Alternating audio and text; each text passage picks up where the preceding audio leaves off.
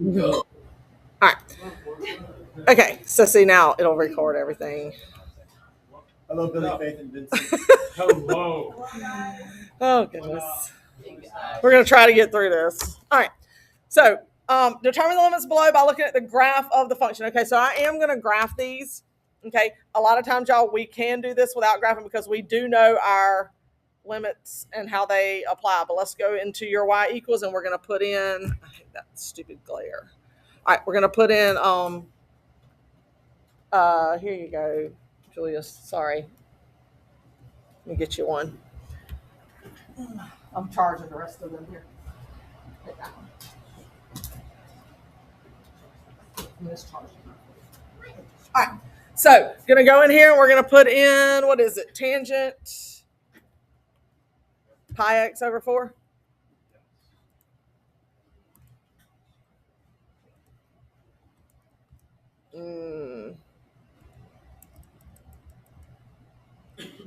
I'll make it look like it's supposed to. Pi x over 4. All right. So there we go. Okay. So we're gonna graph that.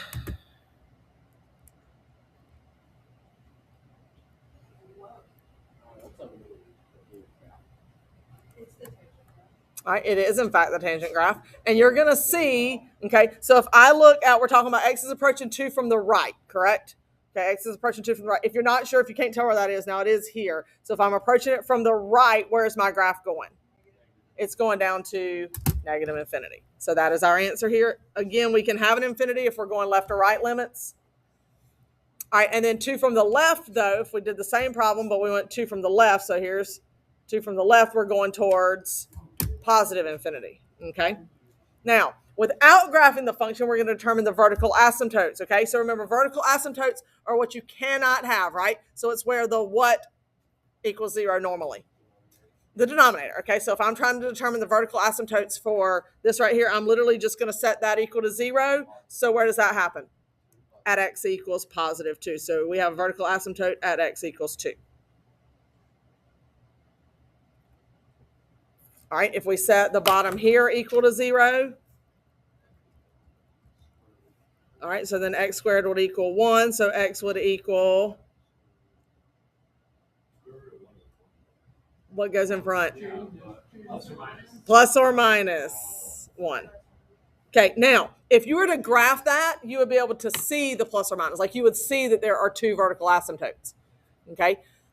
So that's why I know y'all say you forget the plus and minus sometimes, but you would be able to see it on the graph. You would also be able to see it from the table.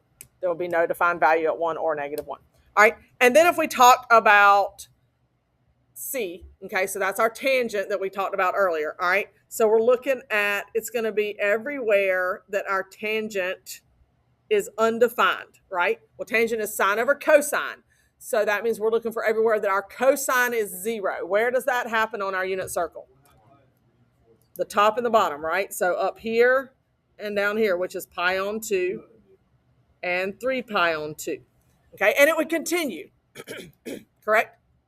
It would also happen at 5 pi on 2 and 7 pi on 2 and 9 pi on 2. Is everybody with me? So those are what type of numbers? 1, 3, 5, 7, 9. They're all odd. So that's going to happen everywhere that we have an odd number. So that means that x has to equal, I'm going to say 2n plus 1. Now, you're right, Randy, it can be negative. But n has to be what type of number? If I plugged in a number here for n, what type of number would that have to be? What would give me an odd number? You said, so okay, one of you said odd. If I plug in 3, 2 times 3 is 6, 6 plus 1 is 7, that's odd. If I plug in 2, what's 2 times 2?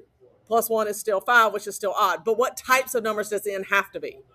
Whole, yes, they have to be integers. They can be negative, right? Because we could go to the left, all right? But we're going to say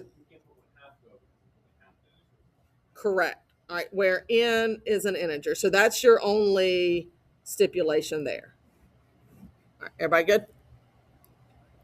Okay, so again, that's just kind of review on vertical asymptotes in general. All right, so don't forget, we talked about this yesterday a little bit. So vertical asymptotes, they occur at what we you saw it yesterday, whether you remembered it or not is a different story, but it's non-removable, infinite discontinuity. So vertical asymptotes are non-removable infinite discontinuities, okay? Meaning, as we approach a vertical asymptote, we always approach either positive infinity or negative infinity. So they are non-removable infinite discontinuities. While point discontinuities, which is the second one that we talked about, discontinuities happen at removable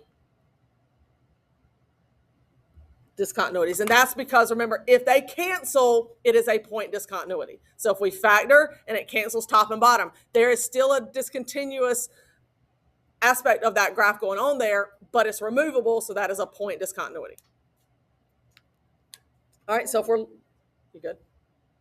All right, so if we're looking at example number 3 here, okay, so we're going to try to determine all of the discontinuities of this graph. Okay, so the first thing I want to do is I want to factor.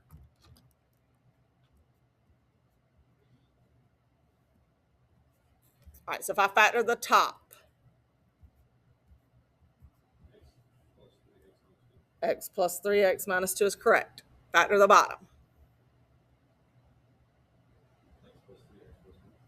All right, so now there's our factors. Okay, so we immediately know what happens top and bottom there.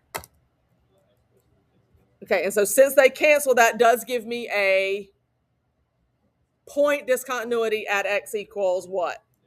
Negative 3. So we have a point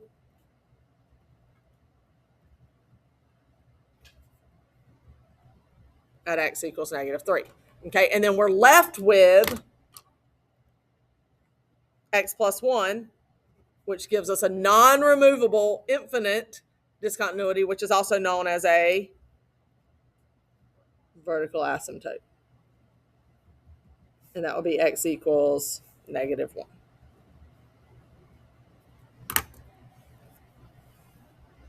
Does anybody remember what x equals 2 would give us? X plus 2, wouldn't it go say If it's on the top, what is it? It's a 0, right? Because if I plug in 2, right? 2 minus 2 gives me 0. 0 divided by anything is just going to be 0. So I would have a 0 at that point. All right. So main thing you need to take away from today for this part of our notes are these 3 stipulations right here. Okay.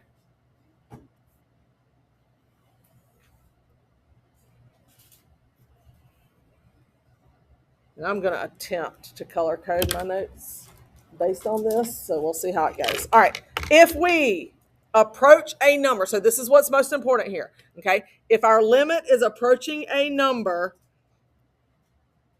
and we equal to an infinity, if our limit is approaching a number and we equal an infinity. So let's look back up here, right?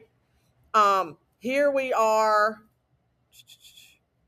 Up here we found all of our, so like if we were approaching, if we have a vertical asymptote right here at 2, okay, then as that graph approaches 2, one side's going to go to infinity or negative, whatever, right? Is everybody with me? So if we're approaching a number and we're going towards an infinity, positive or negative, we have a vertical asymptote.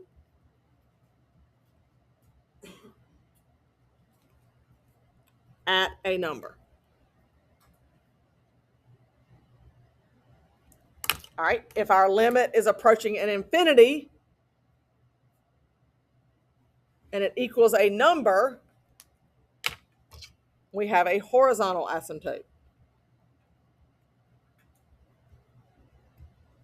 Okay, so approaching a number equal infinity is vertical, approaching infinity equal a number is horizontal. Okay, and then infinities and infinities. Anybody remember what the third kind of asymptotes we have are? We didn't spend a lot of time on them. We kind of just named them. We didn't find them often. Oh, it's the slant. Slant asymptote is correct. Okay, so we have a slant asymptote. Now, normally I don't ask you to find the slant asymptote. We just verify or state that it is a slant asymptote. Sometimes I did. I get confused in pre-cal and cal sometimes with those two things because sometimes we did have to find the slant asymptote, but I believe that's in pre-cal, not in cal. All right, so all we're going to do here is look and try to decide. It says find each of the following limits and determine if the function has any asymptotes. Okay, so you can look and tell me based on the stipulations here and then what we know how it should happen. So we are approaching a number, right? We're approaching a number. Our limit is approaching a number. So the only option we have is a what? Vertical asymptote, right? It's the only one that's approaching a number. Everything else is approaching an infinity. Does everybody follow? So here I'm looking for some type of vertical asymptote. Over here I'm approaching a number. So again, I would be looking for a vertical asymptote. But over here I'm approaching an infinity. So I'm either looking for a horizontal or a slant. Does everybody follow? Okay. All right, so let's see if we can calculate it based on what we know. All right, so we do know we're looking for vertical asymptote, so I'm worried about which part of that graph, or which part of that function, sorry. The denominator, correct? Okay, but we only want to do -2. If I direct substitute -2, what happens? I get a 0 in the denominator, so I can't direct substitute to get that value, okay? But it does tell me I only want -2 from the left, so I can use my table. Okay, so if I did -2.1, that's to the left of -2. Okay, remember, I don't care what the actual value is. I just care if that value is positive or negative because I'm going to be approaching an infinity. Okay, so if I plug in a negative value, right, I get a negative on the top. On the bottom, I would get -2.1 plus 2 is still going to be negative. A negative squared is going to be positive, which makes our answer negative. So we have a vertical asymptote at x equals -2. And you know it can't be -2 because that's the value that it would have made a 0.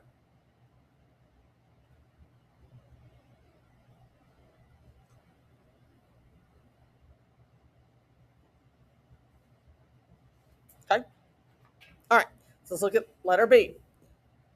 Okay, so again, I'm going to look here and I'm going to talk about what's going to happen. All right, so I can't plug in 0 because that gives me an error. All right, but let's talk about what's happening here. Okay, if I go towards 0, right, as I'm approaching 0, anything to the fourth power is going to be what type of number? If I plug in a negative or a positive, if I raise it to the fourth power, it's going to be a positive. Is everybody with me there? Okay, so no matter what, whether I come from the left or the right of 0, this is going to turn positive, right? Does everybody follow me? Okay, and this ultimately is going to approach so that's going to give us a positive infinity on that.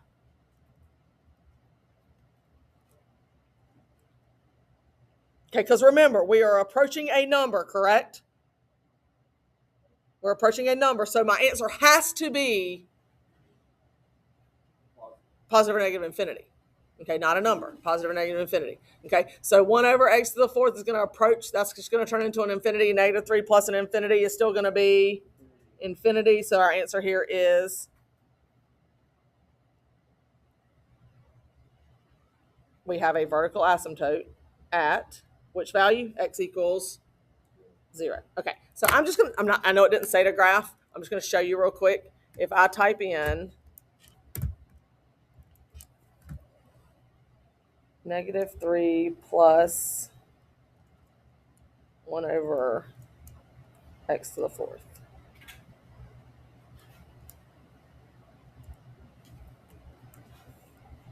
And if you look, you see on both sides, as we approach 0, it is going towards what? Positive infinity on both sides. So we do have a vertical asymptote at x equals 0. Okay? This one right here, all right, we're approaching an infinity, right?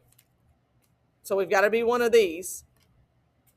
All right, well, as we approach infinity here, 1 over infinity squared is going to be what? As that number grows, right, this would ultimately become 0. Is everybody with me? As this number grows, negative or positive, because we're squaring it, right? So as that number grows, ultimately that's going to go to 0. So 7 minus 0 would give me 7. We know we're approaching an infinity, okay? And we are going to equal a number, so that has to be what? Horizontal asymptote.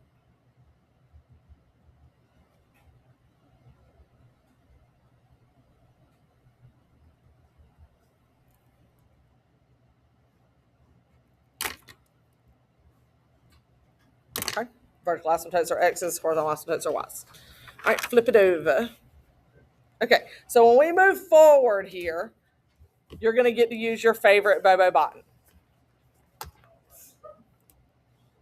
Everybody's favorite Bobo button. Okay. All right, so notice all of these. Let me go back to my first sheet real quick. Okay, all of these are approaching. All of these right here, 1, 2, or D, E, G, H, and I are all approaching a what? An infinity of some sort. Okay, the only one that's not approaching an infinity is F. Everybody with me? All right. So if we're approaching an infinity, we know we either have a horizontal asymptote or a slant asymptote. Okay. If it has a horizontal asymptote, we did Bobo bottom, right? Bobo means what? Bigger on bottom equals 0. So y equals 0. Bottom means bigger on top equals none, right? And then each DC is exponents are the same. You divide the coefficients. Okay. So if it's bigger on bottom, we know we have a horizontal asymptote is y equals 0. If the exponents are the same, then it's going to be divide the coefficients, right? So the only time it would obviously be a slant asymptote would be if it is bigger on top, right? Because that's our no horizontal asymptote, so it obviously has to be a slant asymptote. Okay. All right. So let's look into here and see what we got. Okay. So we can Bobo bottom letter D if you want to, and that would be exponents are the same. So what do we have? We have a horizontal asymptote at y equals 3.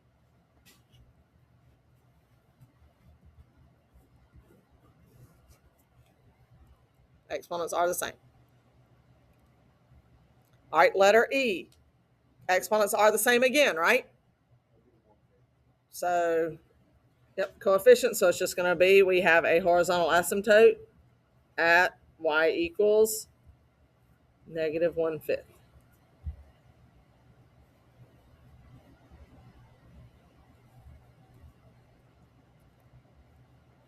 All right. Let's see.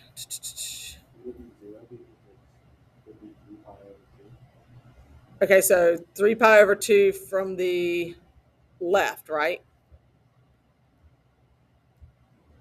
So 3 pi over 2 over 3. Be careful. I see what you're saying, but all right, if I direct substitute here, so that's what you're doing, right? So if I direct substitute, it would be 4 tangent 3 pi over 2 over 3, right?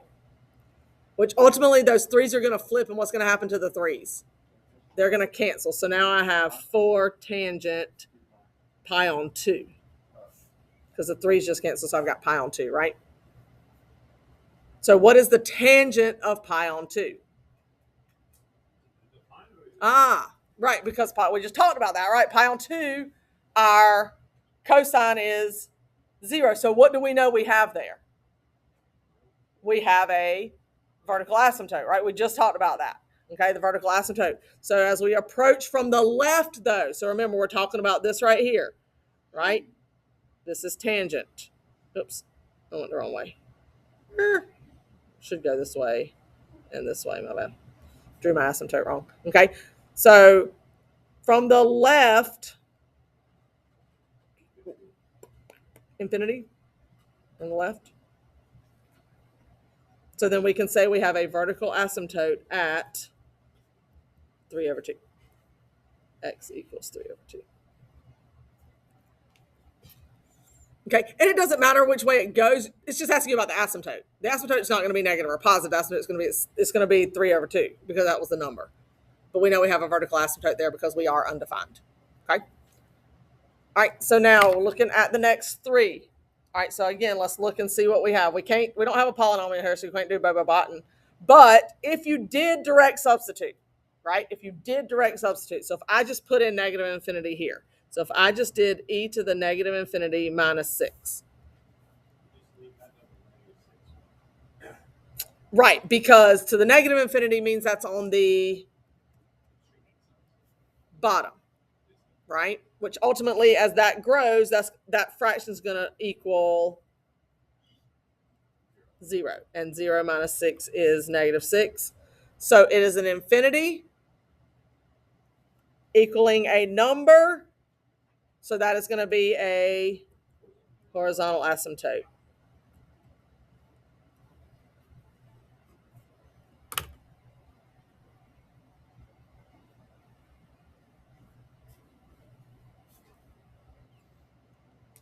All right, so H is what I was talking about. Okay, so we are bigger on top, 3 and 2. So that would have been none. So prior, we would just be like, oh, there's no horizontal asymptote, but it says to identify all the asymptotes, okay? And on the bottom here, there's not going to be a vertical asymptote, right?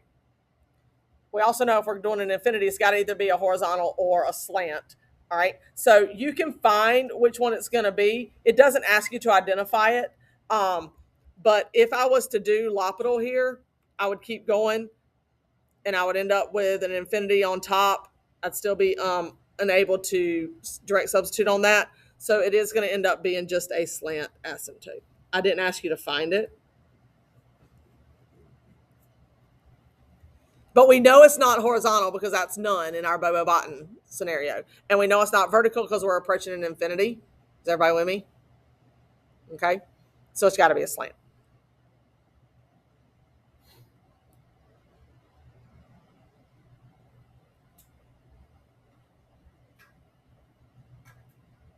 And you can mathematically, I'll just show you real quick. If I did, let's say I did L'Hopital, right? I would have the limit as x approaches infinity of, what's that? Negative 3x squared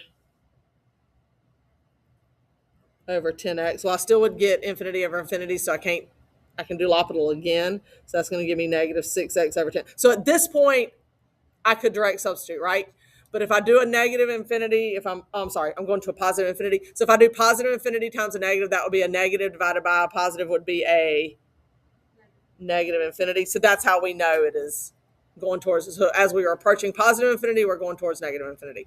And if I was to graph this, and I'll do that in a second on Desmos just to show you, you'll see how that works. Okay, so same thing here. If I did do direct substitution here, it would be negative, basically negative infinity to the fifth, right? Well, a negative to the fifth is a negative, right? Times another negative would be basically a positive infinity. So again, we know we have a slant asymptote.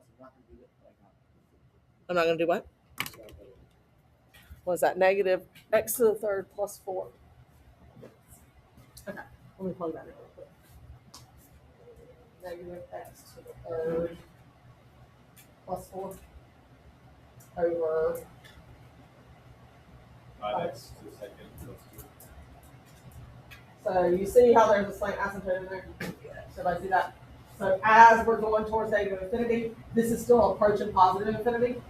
Okay, as we're going to positive infinity, this is approaching negative infinity. But you could calculate the value of that line if you needed to. It's a process, but you could do it if you needed to.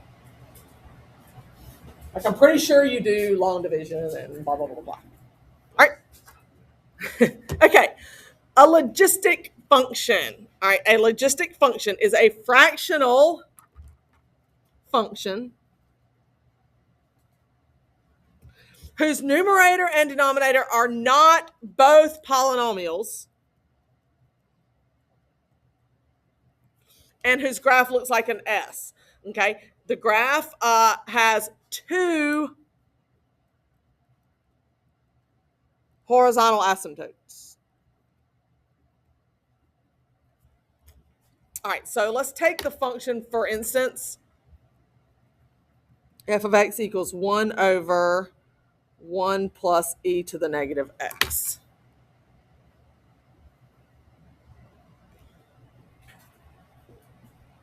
I just like the way graphs look a little bit better.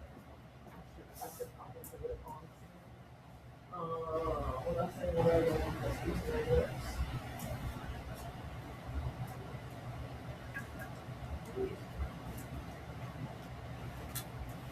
All right, there we go. Okay, so do you see how that kind of looks like an S? Everybody see that? Okay, but if you notice, there's two horizontal asymptotes here. So this is what that graph looks like, and I'm just going to draw a little picture of it off here. Is it positive 2? Did you say how are there 2? Well, okay. So if you look here, it looks like this. So there, it looks like this, and there's a horizontal asymptote here. And in this situation, that horizontal asymptote is at y equals 1. Okay, and then we also have that it can't be below 0. It's just the second stipulation that comes with that certain graph. It might not always be 0. There might be another one. Like if you had a shift on that up or down, it might not be 0, but it just means that those would result in the negative values would result in that function being undefined. All right. So here we go. Looking at example number 5. So show that the function, and they gave us a function, has different horizontal asymptotes to the left and to the right. Okay. So what I'm going to do is I'm going to look at them from the left and from the right. So I'm going to do the limit as we approach negative infinity. So that will be the left. And then I'm going to do the limit as we approach positive infinity. Okay, now I'm going to do this. I'll put this in my calculator and show you. I'm going to look at the table on this just to show you. All right, so what do we have? Second alpha, absolute value is math, num, inner. So 2x, and then 3x plus 1. Okay, so I'm just going to put this in here. And I'm going to show you the table. All right, so second window, I'm going to start at like negative 50. Okay, and I'm going to do ask.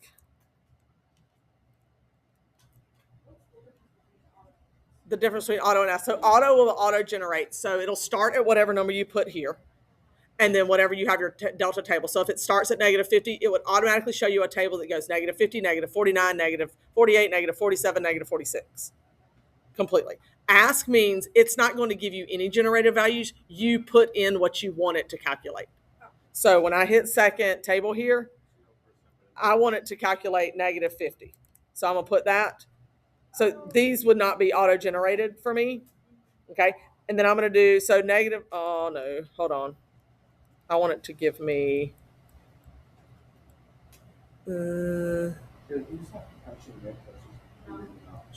yeah. I want to make it, let me do this real quick, just for, all right. Okay, so there's that, negative 50. All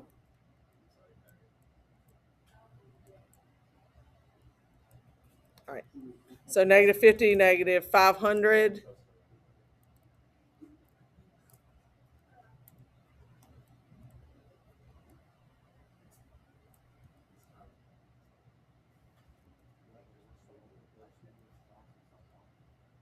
Oh my goodness, where did it go? Seriously? All right. I think with this travesty, we should just. Let's see. I literally just typed it in, y'all. Will it make a difference if you put the absolute or not? If it's already a positive? It absolutely will. Yes, the absolute value. Yeah. If you go negative, then it won't change. We're gonna leave that up second. Take it up with HR. All right. Okay, so if I just go here, I'm going to do negative 50. 6, 7. Sorry. Go figure. Did you see this? Can't get through a day. Me and Nick. All right, negative 50, negative 500, negative 5,000, negative 500. Like, no matter what. Okay, what do you notice we're getting close to? 6, 7. Negative 0.066666, and that would go on forever. What is that in terms of a fraction? 0.7. That is negative 2/3. Okay, that is so that's going to give me negative 2/3. And then if I go over here and I do the positive infinity side, so I'm just going to go 50 and 500 and 5,000. You're going to notice it's going to be positive 2/3.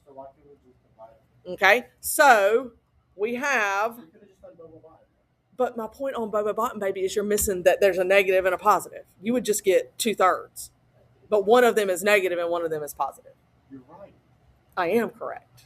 Okay. So we know that As we approach an infinity, we equal a number, which means we have a what? Horizontal asymptote at y equals negative 2/3 and y equals 2/3. You can put plus or minus 2/3. Okay, so that is one of the very few times that happens, but there is usually, and a lot of times that'll happen depending, but remember, a lot of times our y-axis is an asymptote because we have functions that cannot go negative. Okay, so just be mindful of that. Or your x-axis, axis could be a vertical asymptote because something couldn't go negative in general. Okay. Is there not a rule that says, like, if you're trying to find both the left and right values, you have to, like, A positive and a negative. there's a rule that says that? Basically, that's what absolute value is both the positive and the negative. So to do what you're talking about, you could have done, right? But then you would just have to remember you have to have the negative because of the absolute value. Okay. All right. So the only other thing that we really have to discuss today is the squeeze theorem. Okay. So the squeeze theorem basically does just that, y'all. Okay. And I'm going to show you like a graph that we're just going to make up real quick. And then we're going to talk about in terms of a verbal. And then you will see what we mean whenever we get to the flip side of this. Okay. So the squeeze theorem basically states that if g of x is less than f of x is less than h of x. Okay. So g of x less than f of x less than h of x. And the limit as x approaches a of g of x is L. The limit of x approaches a of h of x is also L. So right here, these are working backwards, right? These both equal L. Is everybody with me? So the limit of g is L, the limit of h of L. Then by default, the limit as x approaches a of f also has to be L. Okay, so if g of x is approaching L and h of x is approaching L and f is between those two, then f's limit also has to be L. Is everybody with me? Okay, so the visual is completely made up. Okay, so you're going to see that my graph is kind of wonky. All right, but it's literally completely made up. So if we have like a g of x, let's just say we've got a g of x like this, goes at this point. It's a crazy function, yes. And then we've got an h of x that does whatever it wants to do over here, and it comes down, right? And this right here is going to be our point A. Then what it is saying, all right, so right now, both g of x and f of x, g of x and h of x, right? G of x was the top, and h of x was the bottom, okay? Or you can flip it, it doesn't matter. But they're both approaching that value. Is everybody with me? Okay? So as x approaches a, so we're approaching a, our value would be L. Does everybody follow? Okay, then what they're saying is f of x, no matter what f of x does, in between there, it also has to approach L. So wherever it intersects, the y value of that is a. Yeah, it might not be an intersection, it might just be it could be an asymptote of some sort. Okay, so that's like a graphical explanation. Now, here is a verbal explanation. So let me write it, you write it, and then we'll read it. Okay, let me write it, you write it, and then we'll read it. Don't try to understand while you're writing. All right.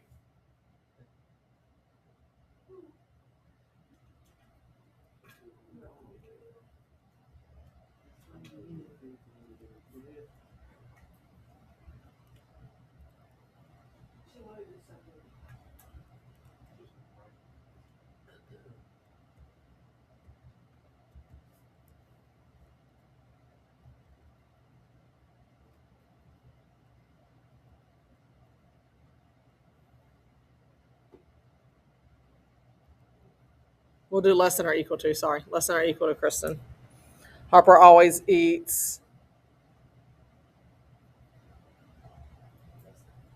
greater than or equal to Derek. Okay, so Harper always eats less than or equal to Kristen and he eats greater than or equal to Derek. Okay, so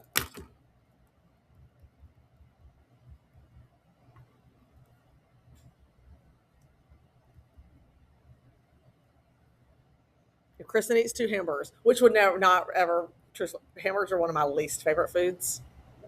Shockingly, yes, I know. Except for the summer. I don't rock with burgers unless it's summer.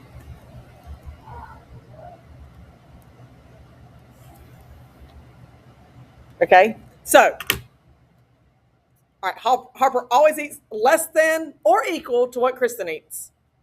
He always eats greater than or equal to what Derek eats. Okay, so if I eat 2 hamburgers and Derek eats 2 hamburgers, what can we say? Harper also eats. Harper had to eat 2 hamburgers, but it's equal.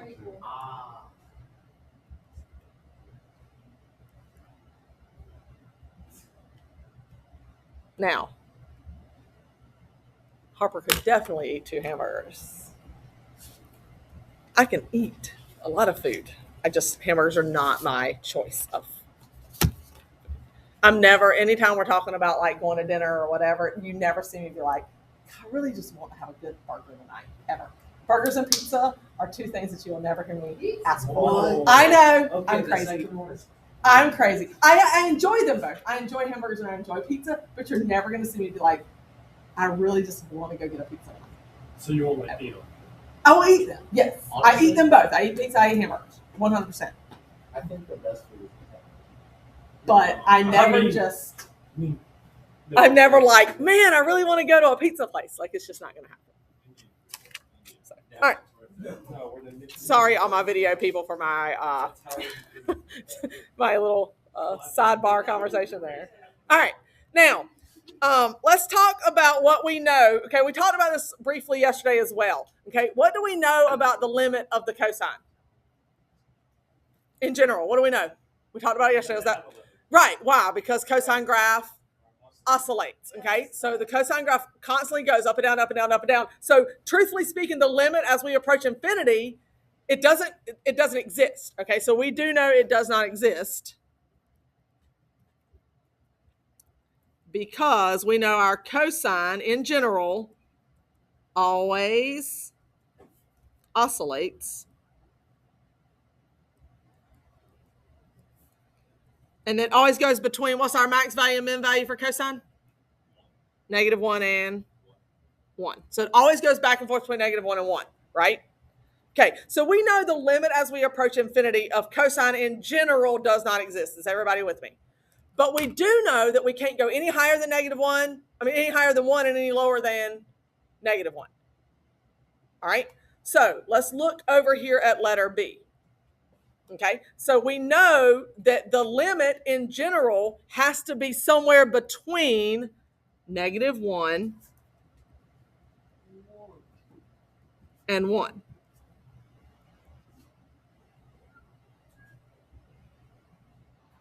And I could have left that out there. Sorry, let me do that. Let me leave that out there.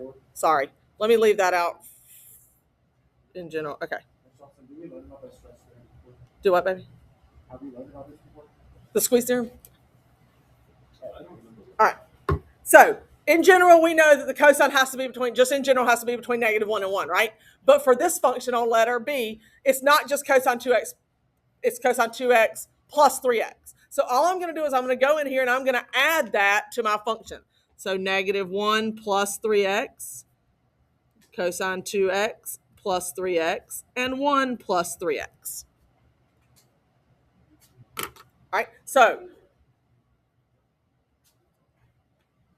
what I'm going to do now is I am going to use the squeeze theorem. And the squeeze theorem talks about the limit of each one.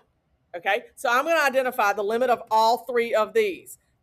This one's going to be hard because we know the limit of this actually does not exist, correct? The cosine does not exist. Okay, we can find the limit of the left and the right. Those do exist. But then if we use the squeeze theorem, if we know that this is in between them, then whatever they approach, so does that. Is everybody with me? Okay, so let's apply the limit. So the limit as x approaches infinity of -1 plus 3x is less than or equal to the limit as x approaches infinity of cosine 2x plus 3x is less than or equal to the limit as x approaches infinity of 1 plus 3x.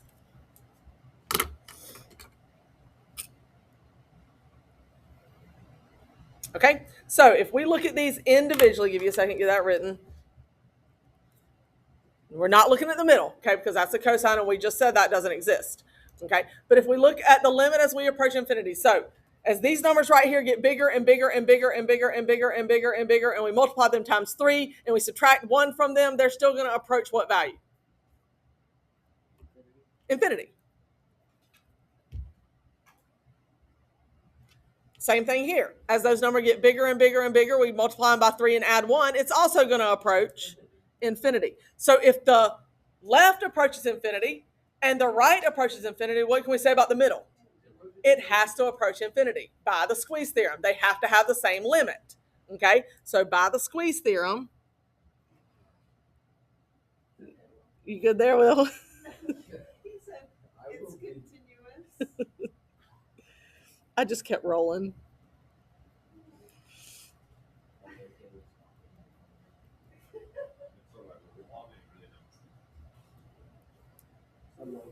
Okay, so that's what we can say. So because we proved that the lower limit or the lower function and the higher function are both approaching infinity, by the squeeze theorem, that middle function also approaches infinity.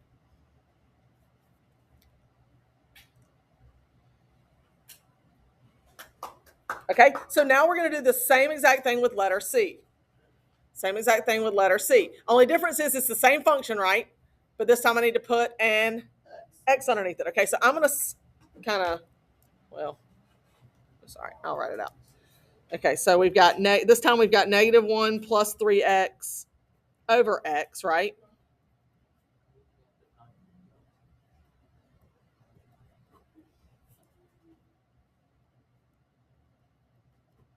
Okay, so there we go. So again, we're going to apply the limit to each one of these.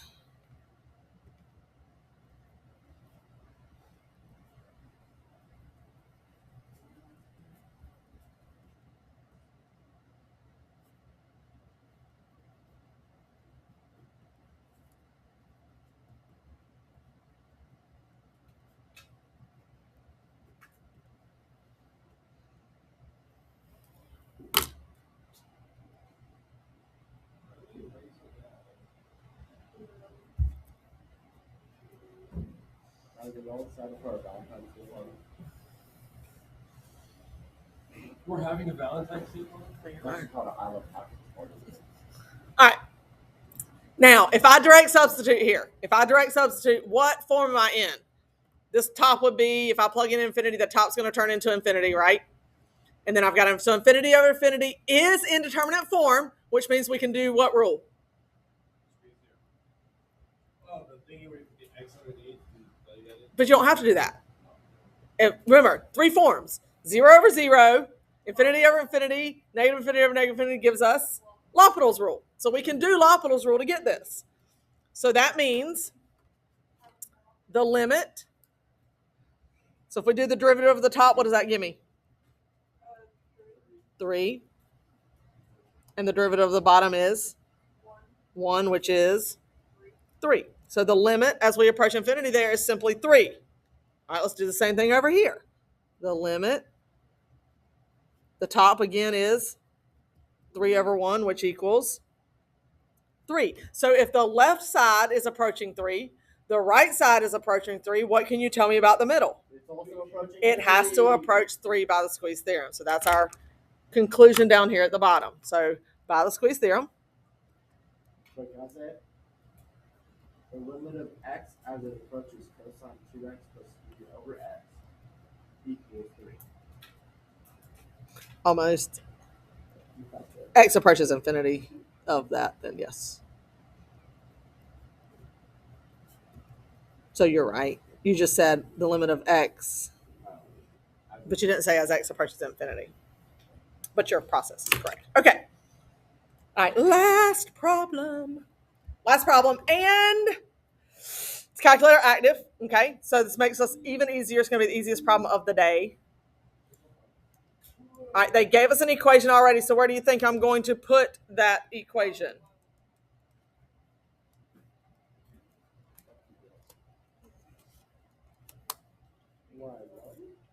Which one am I going to put in?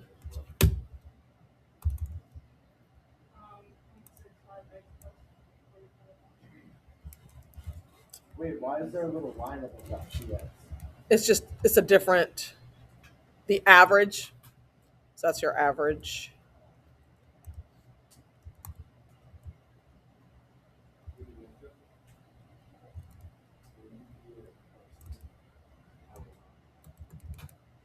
Don't worry, Randy, I'll be there.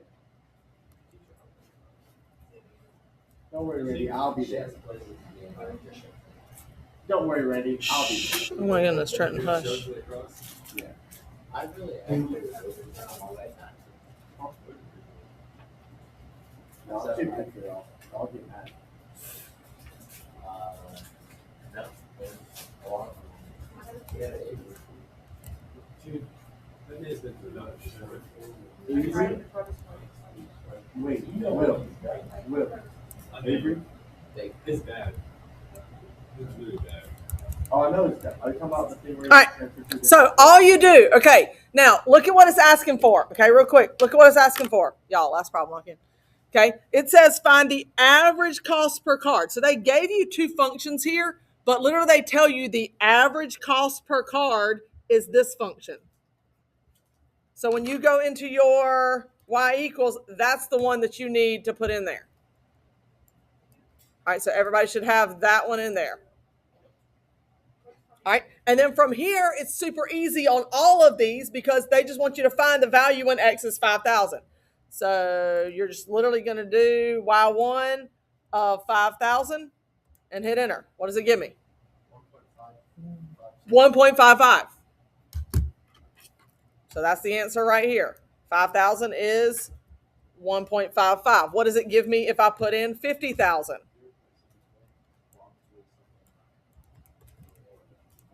0.74. Okay. What does it give me if I put in 500,000? 0.659. Okay. What is the limit of C as it approaches infinity? Well, let's find that. Okay. Let's find that. And it's going to be super easy. All right. So we're, yeah. The limit as x approaches infinity of our function 0.65x plus 4,500 over x. All right. So again, two ways you could do this. If you could divide everything by x. That's the old way, right? Or we could recognize that if we plug in, we are in indeterminate form, infinity over infinity, right? So we can use L'Hopital's rule, okay, which would give me, if I use L'Hopital, the derivative of the top would be 0.65 and the derivative of the bottom would be 1, and 0.65 divided by 1 is 0.65. Now,